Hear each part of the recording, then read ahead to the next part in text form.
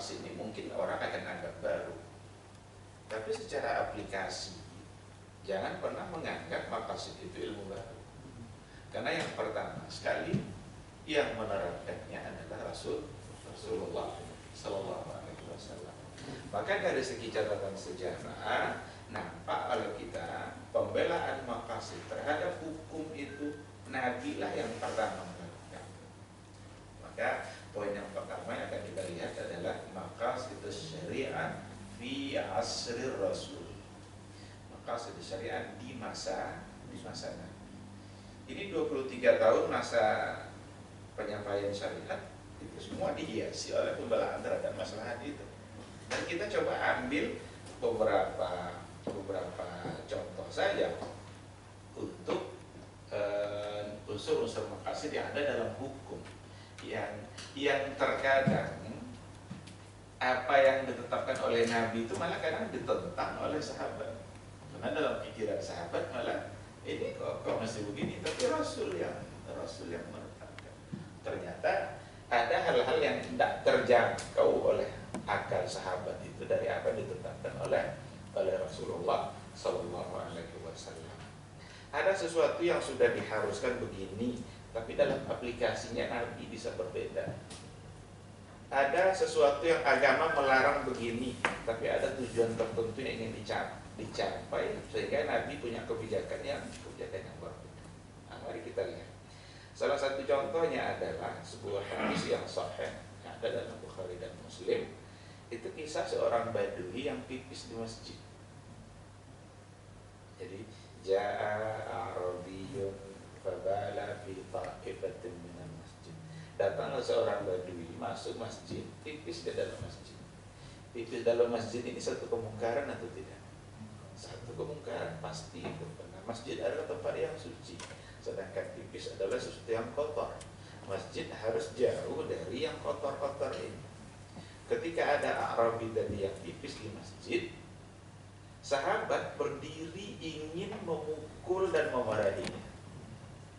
Apa sikap Nabi ketika itu? Sikap Nabi malah, kata Rasul, jangan, biarkan. Setelah itu dibiarkanlah oleh para sahabat. Nabi itu membiarkannya untuk melakukan sesuatu yang memang mungkar. Tapi kenapa Nabi membiarkan? Berarti seolah-olah Nabi membiarkan sebuah kemungkaran. Tidak. Hikmahnya luar biasa. Nah, ketika dia selesai pipis, dimintalah oleh Rasul air satu gayung, satu cangkir apa gitu, disiramkan ke tempat pipis itu. Lalu Nabi berkata kepada orang Badui tadi, wahai sahabatku, ini adalah masjid yang tidak pantas dilakukan padanya hal-hal yang seperti ini. Masjid hanyalah tempat zikir, tempat ibadah, tempat sholat, tempat membuat kebaikan yang lain. Ini tidak pantas dilakukan. Kata sahabat tadi, demi Allah saya tidak pernah melihat cara yang paling menyenangkan dalam menghalangi sebuah kesalahan selain daripada yang dilakukan oleh Rasulullah Sallallahu Alaihi Wasallam. Berdoalah orang Badui tadi. Apa katanya? Allahumma arhamni wa Muhammadan wa la tarham ma'ana ahad. Itu dalam hadis tadi. Ya Allah, sayangilah saya dan Muhammad. Orang Badui kan biasa aja bilang Muhammad gitu kan. Sayangilah saya dan Muhammad wa la tarham ma'ana ahad. Dan jangan sayangi orang selain kami berdua. Nabi mendengarkan doa seperti itu, apa katanya? La dayyaqtal wasi'. Kamu telah mempersempit sesuatu yang sangat luas, yang sangat lapang. Jangan doakan hanya kita aja yang disayangi. Berarti kamu mempersempit rahmat Allah yang berhak didapat oleh semua orang. Sikap Nabi ini itu dalam buku-buku maqasid diistilahkan dengan an-nazar al-maslahi, analisa kemaslahatan. Walaupun berbeda dengan hukum asal yang sebenarnya adalah haram pipis di masjid, tapi Nabi menghalanginya karena ada tujuan. Para pensarah hadis setelah itu belakangan mengakui perbuatan Nabi lah yang paling tepat. bukan perbuatan sahabat yang ingin memukul dan mengusir. Kenapa demikian? Karena kalau dia diusir akan terjadi satu di antara dua hal. Yang pertama, dia akan tahan pipisnya, berhenti dia, tapi dia sakit. Yang kedua, dia akan terus pipis tapi sambil lari-lari. Sehingga yang kotor bukan lagi setumpuk tempat masjid, tapi menyebar. Sekarang mana yang lebih baik? Apakah dibiarkan lalu yang kena najis hanya sedikit saja, atau terjadi salah satu dari yang dua? Ternyata yang paling tepat adalah sikap Nabi. Dibiarkan. Itu analisa pensarah hadis setelahnya. Hal-hal yang seperti ini itu namanya an-nazar al-maslahi, yang dihubungkan oleh para ulama itu sebagai legalitas untuk maqasid syariah dalam menetapkan hukum di kita hari ini.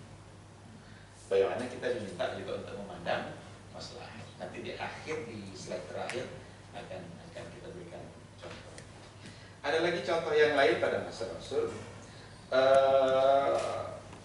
larangan membiarkan daging kurban lebih dari 3 hari. Ini hukumnya hanya untuk zaman Nabi aja ini. Zaman sekarang pun masih ada orang mempertanyakan, iya Pak Ustadz, tidak boleh daging kurban itu di rumah kita lebih dari 3 hari. Ada hadisnya, ada hadis Nabi. Tetapi berlaku hanya di tahun itu saja. Kenapa berlaku di tahun itu saja? Karena sebelum Hari Raya Haji, ada para eksodus, ada orang-orang Badui di pedalaman mana, mereka mengalami masa paceklik di perkampungan mereka. Mereka lari ke kota, lari ke Madinah. Maka Nabi sebagai pemimpin Madinah tentu bertanggung jawab dalam persoalan ekonomi kota ketika itu. Karena banyaknya pengungsi tentu berpengaruh ke kehidupan mereka kan. Diambillah satu kebijakan oleh Nabi. Di tahun ini tidak boleh daging kurban itu lebih dari 3 hari. Supaya apa? Supaya dibagi-bagikan ke orang-orang yang datang. Mereka datang tidak bawa apa-apa, karena memang perkampungan mereka adalah perkampungan yang sedang mengalami masa paceklik. Di tahun berikutnya sahabat nanya lagi kepada Nabi, apa masih berlaku? Nabi bilang, innahu min ajli ad-dafa. Innahu min ajli ad-dafa. Itu hanya kemarin saja karena ada problem yang ingin kita berikan solusi. Jadi itu solusi ekonomi oleh Nabi untuk kota Madinah yang terbebani kehidupan perekonomian mereka oleh mereka yang baru datang sebagai pengungsi. Nah, begitulah Nabi itu dalam memikirkan ekonomi masyarakat.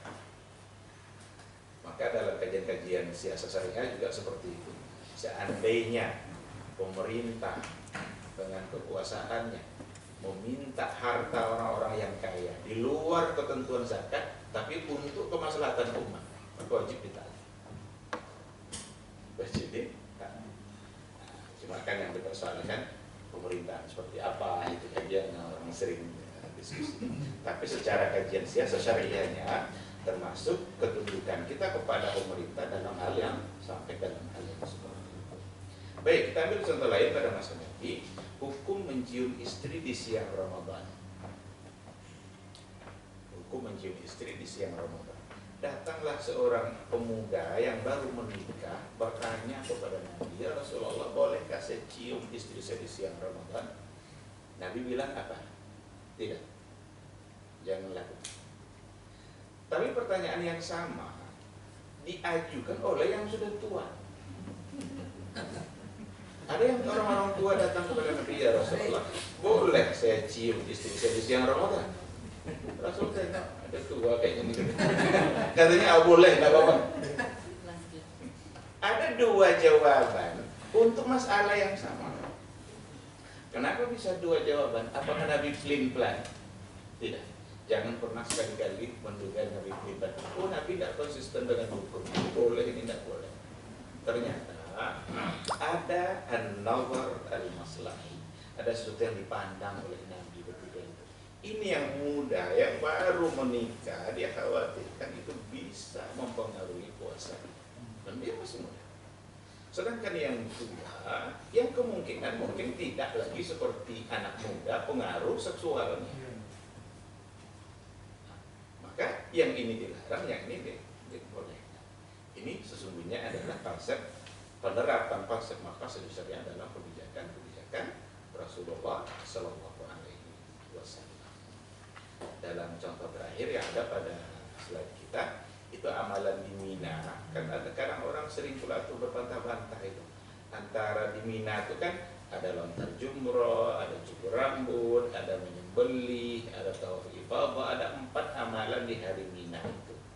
Nah, bolehkah yang mana kita dahulukan atau harus berurutan? Bolehkah menyembelih dulu atau bolehkah tawaf dulu nanti baru menyembelih, atau melontar jumrah dulu nanti baru kita menyembelih? Datanglah sahabat bertanya kepada Nabi, ya Rasulullah, saya sudah terlanjur begini sebelum begini. Apa kata Rasul? If'al wala haraj. Ya Rasulullah, saya sudah terlanjur menyembelih sebelum saya melontar. Idbah wala haraj. Idbah wala haraj disebut sembelihlah dan tidak mengapa.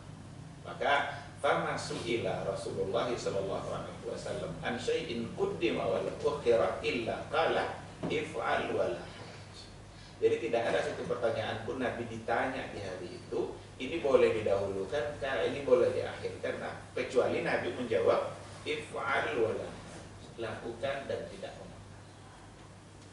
Nah, ini berarti kalau kita bawa kepada kita hari ini, jangan jadikan ini nanti sebagai cara untuk menimbulkan perdebatan kadang-kadang, atau bahkan menimbulkan sesuatu yang situasi yang malah bersetegang hanya gara-gara ada yang terlanjur menyembelih, ada yang terlanjur melontar. Sementara Nabi sendiri setiap ditanya if'al wala haraj. Ini bentuk-bentuk maqasid syariah pada masa Rasulullah sallallahu alaihi wasallam. Kalau kita ambil lagi pada masa berikutnya, pada masa Abu Bakar, ini tentu akan ada banyak contoh juga, diantaranya kodifikasi Al-Quran. Pembukuan Al-Quran itu pertama kali ditentang itu oleh Abu Bakar. Itu usulan datang dari Umar bin Khattab. Kenapa usulan itu datang? Umar memandang banyaknya meninggal orang-orang penghafal Quranul Karim di peperangan Harbul Murtadin. Lalu terpikirlah oleh Umar, ini kalau meninggal semua yang hafal-hafal ini, sementara Quran belum dibukukan, belum disatukan. Ini jangan-jangan nanti Quran bisa hilang ini di tengah-tengah kita. Diusulkanlah oleh Umar kepada Abu Bakar. Abu Bakar menolak. Apa kata Abu Bakar? Ya Umar, bagaimana mungkin saya melakukan sesuatu yang tidak pernah disuruh oleh Rasul? Tidak mungkin itu benar. Tapi Umar terus mencoba meyakinkan. Sampai kata Abu Bakar, pada akhirnya Allah membuka dada saya untuk menerima pertanyaan Umar bin Khattab. Disepakatilah Al-Quran itu harus dibukukan. Diminta ketika itu Muawiyah dengan Zaid bin Thabit. Muawiyah dengan Zaid bin Thabit. Jadi Muawiyah ini orang besar jasanya terhadap Islam. Terlepas nanti, karena kita kalau salah dalam membaca sejarah, apalagi kalau kita baca sejarah yang ditulis oleh orang-orang Syiah, itu Muawiyah ini mereka sebut laknatullah ini. Karena terjadi sedikit kelas antara Muawiyah dengan Ali, walaupun sejarahnya tidak seperti yang diceritakan oleh orang-orang Syiah itu. Ada terjadi, tetapi tidak seperti yang digambarkan. Padahal jasa Muawiyah terhadap umat itu besar sekali. Dia salah satu jasanya ada pada pembukuan Al-Quran. Zaid bin Sabit itu ketika dipanggil oleh Abu Bakar, tolong kamu yang mencatat Al-Quran. Apa kata Zaid bin Sabit? Ya Khalifat Rasulullah, seandainya saya diminta untuk memindahkan bukit itu, pindahkan bukit itu ke tempat lain, itu lebih ringan bagi saya daripada mencatat Al-Quran. Begitulah dia memandang besarnya amanah. Karena kalau salah satu huruf saja dosanya dia nanggung. Kalau tinggal satu ayat saja, dia yang begitu dalam bayangan dia itu besarnya amanah yang dia terima gitu. Nah, tapi karena itu adalah amanah, dia jalankan dan jadilah pembukuan Al-Quran. Ini oleh para ulama siasat syariah masuk dalam kategori istislah, istislah. Bagaimana mereka beristihad dengan basis maslahat. Karena ada kemaslahatan yang pasti. Jadi salah satu dari contoh maslahah mursalah ini dijadikan oleh para ulama. Sikap Abu Bakar yang menerima apa yang tadi diusulkan oleh Umar bin Khattab. Begitu juga dengan memerangi orang murtad, membunuh orang, menolak bayar zakat. Ini pada poin yang ketiga ini, Umar pula yang waktu itu menolak. Jadi kan Abu Bakar, kita harus perangi dan harus kita bunuh orang yang menolak bayar zakat itu. Yang menolak malah Umar ketika itu. Kalau tadi kebalikannya, Umar yang mengusulkan, Abu Bakar yang menolak. Apa kata Umar? Saya pernah mendengar Rasul berkata, bahkan dia bilang begini, Umir tuh, saya diperintahkan oleh Nabi an uqatilan nas, untuk memerangi orang hatta yashhadu an la ilaha illallah, sampai mereka bersyahadat asyhadu an la ilaha illallah. Lalu kata Umar, bukankah yang menolak bayar zakat itu dia bersyahadat? Berarti masuk ke dalam yang dilarang tadi kan? Karena dia musyrik syahadat. Lalu apa kata Abu Bakar? Demi Allah, saya tidak akan bedakan mereka yang menolak bayar zakat dengan mereka yang menolak hal yang lain. Karena menolak bayar zakat sama saja dengan menolak syahadat ini. Atas dasar apa mereka tolak? Mereka tolak karena mengira zakat itu wajib ketika Nabi masih hidup. Kalau Nabi sudah tidak ada, seolah-olah kewajiban zakat sudah tidak. Inilah yang diantisipasi oleh Abu Bakar As-Siddiq. Baik, pada masa Umar itu tak kalah banyaknya, bahkan lebih banyak. Karena pemerintahan Umar itu kan lebih lama. Abu Bakar kan cuma 2 tahun lebih kurang. Tapi Umar bin Khattab itu pemerintahannya lama. Banyak sekali kebijakan-kebijakan yang beliau putuskan dan basisnya adalah maslahah. Apa contohnya? Qatlul jama'ah biwahid, menegakkan kisos pada sekelompok orang yang membunuh 1 orang. Jadi kalau ada 1 orang dibunuh oleh 10 orang, ini yang 10 ini kena kisos sudah. Pada masa sebelumnya belum muncul ini. Tapi oleh Umar bin Khattab, 10 orang yang membunuh 1 orang ini, ke-10-nya dibunuh, dikisos. Bahkan dia bilang, seandainya berkumpul semua orang Yaman membunuh 1 orang, semua orang Yaman itu saya bersih. Itu qatlul jama'ah biwahid. Kenapa beliau ambil keputusan itu? Karena kalau tidak ditegakkan kisos pada kelompok, niscaya orang nanti akan berencana untuk membunuh 1 orang. Dan mereka lepas dari kisos. Ini yang terbayang oleh Umar. Oh, kalau begitu nanti biar tidak kena kisos, jangan sendiri-sendiri, bunuh aja bertiga, bebas dia dari kisos kan. Tapi oleh Umar, lau istama'a ahlu Sana'ah, seandainya berkumpul penduduk Yaman itu semua, Sana'ah itu kan Yaman kan, seandainya berkumpul mereka untuk melakukan itu akan seribu. Begitu ketegasan Umar bin Al-Khattab. Begitu juga dengan tidak berikan jatah zakat kepada mu'allaf. Mu'allaf itu dipahami dengan beberapa makna sebenarnya. Mu'allaf itu jangan salah paham. Karena di kita ini orang udah 10 tahun masuk Islam, udah kaya pula dia dari kita, tetap aja diberi zakat atas nama mu'allaf. Yang mu'allaf itu yang pertama adalah yang memang dia baru masuk Islam tapi perlu penguatan keyakinan dia tentang baiknya syariat Islam. Maka ketika dia diberikan, ditanggulangi persoalan kehidupan dia, akan semakin cinta dia dengan Islam, semakin kokoh iman. Tapi ada makna mu'allaf yang kedua, orang-orang yang diharapkan dia masuk Islam, di mana kalau dia masuk Islam itu nanti berpengaruh kepada kaumnya yang juga akan ikut masuk Islam. Orang seperti ini yang tidak diberikan oleh Umar itu. Jadi ada pemimpin-pemimpin Yahudi dulu itu, yang diberikan oleh Abu Bakar, oleh Rasul, diberikan zakat itu. Pada masa Umar tidak lagi diberikan. Apa kata mereka? Bukankah ada jatah kami pada masa Abu Bakar? Kenapa kamu tidak beri jatah kami? Apa kata Umar bin Khattab? Kami sekarang tidak butuh kalian. Dulu diberikan karena untuk memancing-mancing agar kalian bisa menerima Islam. Ternyata sudah sekian tahun diberi zakat, tidak juga Islam. Ya buat apa lagi dikasih? Diambil SK atau SK lah kalau bahasa kita kan. Karena ada SK-nya itu, dia berhak mendapat. Dirobek sama Umar. Nah, pergi kalian. Kami tidak butuh lagi kalian. Dulu kami sedikit, sekarang kami sudah banyak. Itu kebijakan namanya an-nawar al-maslahi.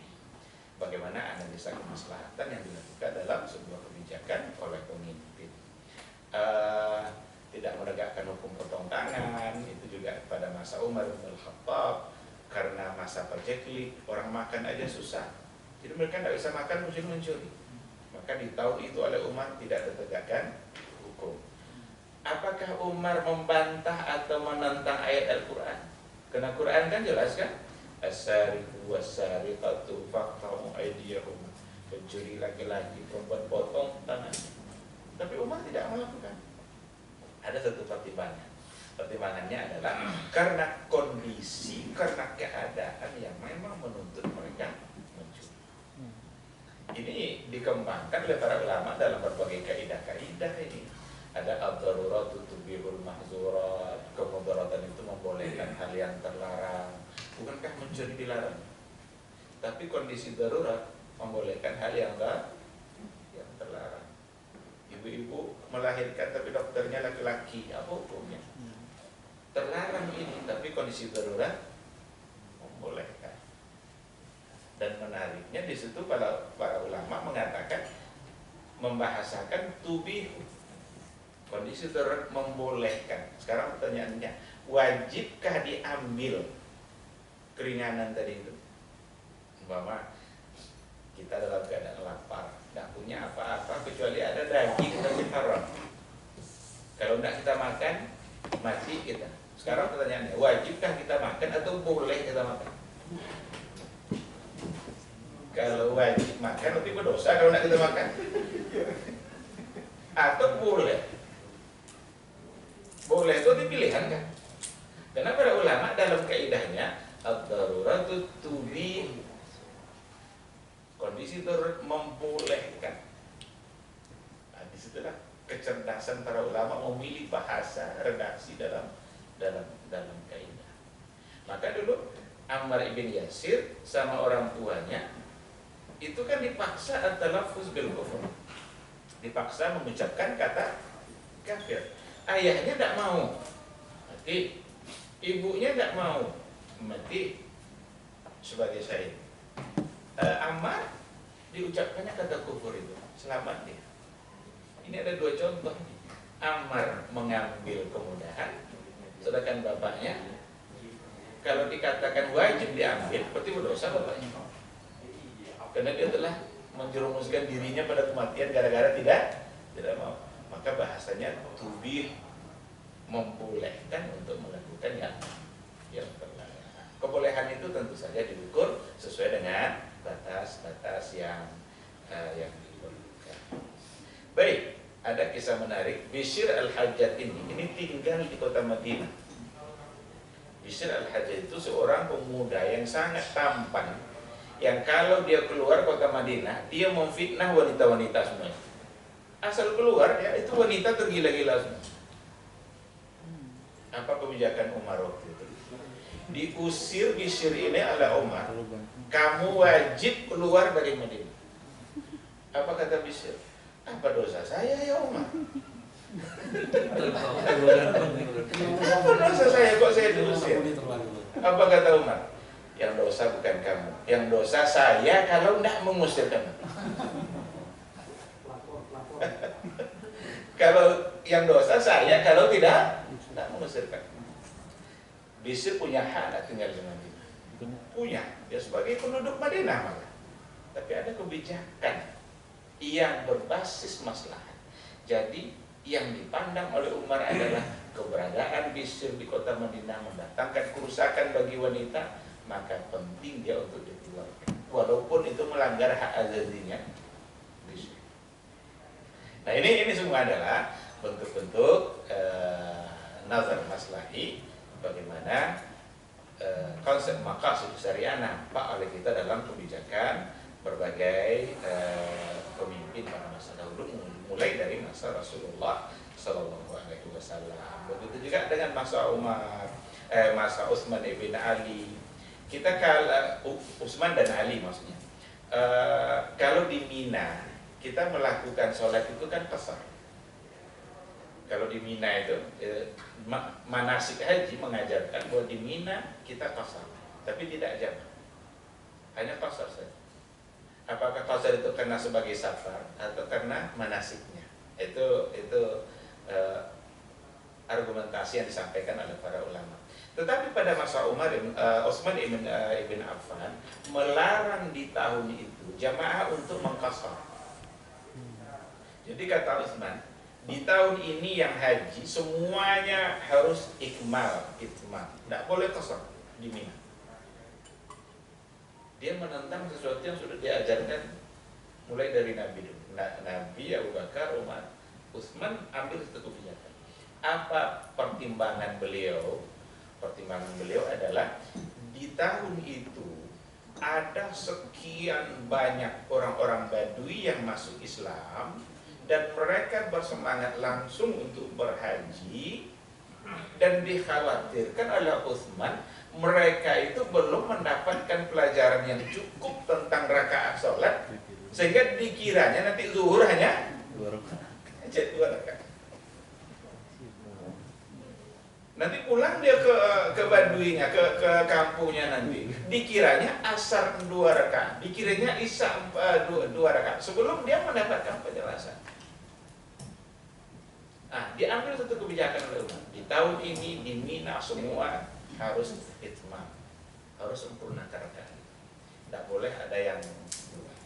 Tujuannya agar mereka tahu bahwa sambil mengajarkan mereka bahwa zuhur ada 4 rakaat. Begitu seterusnya pada contoh-contoh berikutnya, membolehkan untuk menjual unta yang ditemukan lalu hasil penjualannya disimpan.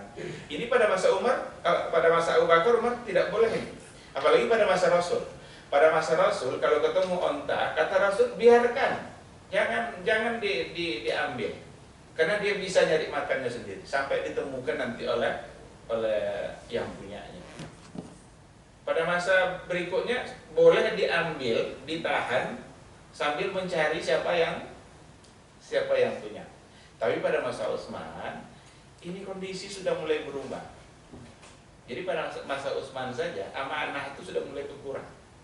Orang kalau ketemu onta yang tersesat langsung diambil. Jadi milik dia. Pada masa Nabi belum masalah ini, orang tidak akan pernah ambil, karena dia tahu itu bukan milik dia. Tapi pada masa Utsman diambilnya, bawanya pulang jadi milik dia. Maka kata Utsman bin Affan, seandainya ada orang yang menemukan dan orang yang bisa jaga amanahnya, boleh dijual ontanya, tapi ditahan nanti harganya, sehingga ketika ada orang yang mengaku dia yang punya, harganya ini yang diberikan. Kita ada perkembangan masalah seperti itu. Rasul begini, Abu Bakar, Umar begini, Utsman begini, karena perubahan zaman. Maka salah satu dari yang bisa merubah fatwa itu adalah perubahan zaman. Kata Ibnu Qayyim kan dalam kaidah kan ada 5 kan, ada 5 hal yang bisa merubah hukum dan fatwa. Berubah tempat, berubah waktu, berubah perorangan, berubah niat, bahkan berubah tradisi. Tradisi sikulan, tradisi sikulan bisa hukumnya berbeda. Tapi tentu ada karakteristik yang harus dijaga, ada dhawabit yang perlu dipelihara. Mungkin bukan sekarang kita membahasnya.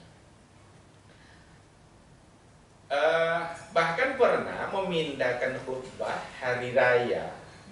Kan hari raya biasanya khutbah setelah sholat. Sekarang pada masa beliau itu dipindahkannya khutbah itu sebelum sholat, sama seperti Jumat. Tapi tidak terus-terusan, sebagai terapi oleh dia, karena sebelum hari raya sebelumnya selesai sholat orang bubar semua. Walaupun tidak wajib, sedangkan sholatnya yang nggak wajib kan. Tetapi akan rugi rasanya kalau tidak mendengarkan tausiah-tausiah yang akan disampaikan. Nah, karena sikap seperti itu didahulukan ya khutbah. Sekarang khutbah sama seperti Jumat. Ini kalau diperpanjang ceritanya ini akan memunculkan pertanyaan ini. Tapi orang-orang ini mau merubah hukum semua ini. Kan itu akan dipertanyakan nggak? Kok berani-beraninya? Maka satu hal yang perlu diketahui, perubahan yang mereka lakukan tidak menjadi hukum permanen. Hanya sekedar kondisi di mana mereka membutuhkan perubahan seperti itu. Dan lagi pula mereka adalah khulafa ar-rasyidin. Khulafa ar-rasyidin adalah orang-orang yang kata Rasul sunnahnya berlaku. Alaikum bisunnati wa sunnatil khulafa ar-rasyidin al-mahdiyyin min ba'di. Artinya mereka punya kekuatan hukum dalam melakukan hal yang seperti itu. Kita hari ini tidak ada kekuatan seperti itu, karena tidak ada nas dari Nabi yang membolehkan. Hanya khulafa Rasul. Baik, pada masa tabi'in kita mungkin nanti biar ada waktu untuk berdiskusi ya. Begitu juga masa tabi'in, masa imam mazhab ini akan banyak sekali. Ada istilahnya tas'ir. Tas'ir itu adalah menetapkan harga pasar, menyatukan harga pasar. Itu tas'ir. Nabi dulu diminta, ya Rasulullah sa'ir lana. Ya Rasul tetapkan harga pasar. Apa kata Rasul? Innallaha huwal musa'ir. Allah lah yang mengatur harga itu. Saya tak ingin menzalimi siapapun. Nanti kalau saya tetapkan harga ini segini, jangan-jangan menzalimi. Tapi pada masa Imam Malik, beliau menetapkan, bahkan pada masa Umar sebelumnya, beliau menetapkan harga itu. Dikarenakan oleh pelaku-pelaku bisnis di pasar ini sudah nggak beraturan menetapkan harga. Jadi mereka menaikkan, mereka menurunkan. Jadi jangan dikira sekarang aja ada soal-soal harga itu bermasalah. Monopoli barang lalu ditumpuk dan naik harganya itu dari dulu juga sudah ada. Bahkan ada hadis langsung dari Nabi kan, naha anil iktikaf. Nabi melarang untuk melakukan monopoli. Jadi timbun barang tuh, nanti ketika permintaan banyak langsung harga dinaikkan. Orang mencari untung kadang dengan kesulitan orang seperti itu. Kalau terputus jalan Sumbar, langsung naik harga semen ini. Padahal modal semen ini modal sebelum putus kan? Atas dasar apa dinaikkan? Alasan longsor. Kecuali kalau dia beli sangat memang harga di sana sudah.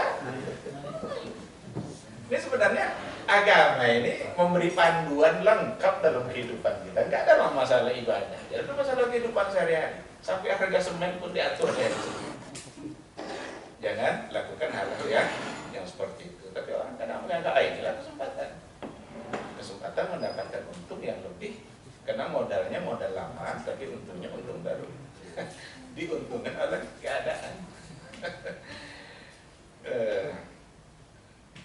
Yahya Ibn Yahya ini seorang ulama pada masa tabi'in, menetapkan ada seorang khalifah yang terlanjur menggauli istrinya di siang Ramadan. Dalam hadis apa hukumnya?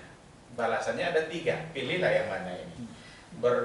Bisa memerdekakan 60 budak, atau memberi makan 60 fakir miskin, atau puasa 60 hari. Ini 3 hukum. Oleh Yahya ini, kan semua ulama dipanggil. Ulama-ulama lain mengatakan, ini ada 3 hukum, karena itu berdasarkan hadis. Yahya ibn Yahya, dia bilang apa? Untuk khalifah hukumnya hanya 1. Nggak boleh yang lain. Apa yang 1 itu? Puasa 60 hari. Nggak boleh yang lain katanya. Nggak, untuk kamu hanya itu. Berbeda dengan ulama yang lain. Dia menentang hadis sepertinya. Tapi apa kebijakan hukum, logika hukumnya oleh beliau apa? Hukum itu kan ada efek jerah. Itu yang diinginkan dari sebuah hukum. Kalau tidak ada efek jerahnya, buat apa hukum? Orang tidak akan berhenti melakukan kesalahan. Nah, seandainya khalifah ini dihukumkan memberi makan fakir miskin 60 orang, jangankan 60 orang, sekampung dia bisa kasih makan. Hari ini dia buat salah, besok buat lagi kasih makan orang. Kalau disuruh dia memerdekakan 60 budak, jangankan 60 budak, Maka tinggal satu yang punya efek jerah untuk khalifah. Puasa 60 hari. Baru tur. Itu baru ada efek jerah. Padahal pada masa Nabi kan ada orang yang datang tuh mungkin semua kita sudah baca tuh hadis itu, datang, ya Rasulullah, halak tuh, hancur saya ya Rasul. Hah? Kenapa kata Nabi? Waqatu ala mar'ati nahar Ramadan. Saya terlanjur menggoli istri di siang Ramadan. Kalau gitu 60 hari kata Nabi puasa. Jangan kan 60 hari ya Rasulullah. Sehari ini aja udah begini saya kata. Kalau gitu merdekakan 60 budak. Tidak ada budak ya Rasulullah. Jangankan 61 saya nggak punya. Kalau begitu kasih makan 60 orang fakir miskin. Mana saya bisa kasih makan 60 orang miskin ya Rasulullah? Saya sama istri saya susah makan. Masuk Nabi ke kamarnya, dibawanya sekarung korma. Kalau begitu bawa korma ini bagi-bagikan ke fakir miskin di kampung kamu. Katanya, ya Rasulullah, di kampung itu saya yang belum miskin. Saya yang belum miskin katanya. Kalau gitu, at'im ahlak. Kalau begitu, kasih makan keluarga. Begitu hikmah dakwah Nabi kan. Tapi Yahya bin Yahya ini menetapkan untuk khalifah hanya satu, karena itu yang punya efek jerah. Ini namanya an-nazar al-maslahi. Yang terakhir, ini pada masa kita sekarang, ini sangat menarik ini. Pada masa kita sekarang seperti apa kira-kira? Penggunaan teori maqasid di zaman sekarang tentu saja akan lebih dibutuhkan, mengingat banyaknya masalah baru tanpa ada nas secara langsung. Jadi kalau tidak ada nas gimana lagi ceritanya? Maka yang dipandang adalah dari sisi maslahatnya. Apa kemaslahatan yang akan ditimbulkan? Maka Syekhul Islam Ibn Taimiyah itu pernah mengucapkan, "Lau askala alaikum hukma syai'." Kalau kalian sulit menentukan hukum sesuatu, boleh atau tidak boleh, tidak ada pada nasnya. Falyanzur ila janibil mafsadah. Maka hendaklah kalian melihat dari sisi mafsadah yang akan ditimbulkan. Seandainya dia menimbulkan kerusakan yang besar, pasti Islam datang. Karena Islam itu datang untuk menghindarkan kita dari mafsadah. Ungkapan beliau tidak saya buat dalam slide ini, itu sekedar apa kita aja menggambarkan bahwa sesungguhnya memang salah satu dari solusi untuk menyelesaikan masalah di zaman kita ada dengan memandang sisi maqasid syariah. Dua teori